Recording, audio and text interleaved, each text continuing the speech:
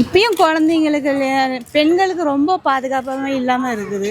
சுதந்திரம் வந்து 76 வருஷம் ஆகுது. ஆனாலும் இது வரைக்கும் அந்த சுதந்திரம்னு அது யாருமே கடைப்பிடிக்கல ஆம்பளைங்க. சின்ன பசங்களும் கூட பார்க்காம ரொம்ப யூடியூப்பில் பார்க்கும்போது ரொம்ப கஷ்டமாக இருக்குது.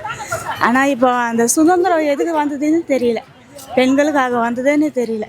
இப்போ கொஞ்சம் மோசமாக தான் இருக்குது. நாம் தான் நம்ம சேஃப்டியாக இருக்கணும். ஏன்னா சூழ்நிலை சரியில்லை, மனசோட பசங்களோட மனசும் சரியில்லை. நாமும் சேஃப்டியாக இருந்துக்கணும். அந்தளவு தான் இருக்குது. இப்போ சுதந்திரம் வந்து நல்லா தான் இருக்குது. ஆனால் இன்னும் டெவலப் ஆகணும். பொம்பளைங்களுக்கு சேஃப்டி கிடைக்கணும்.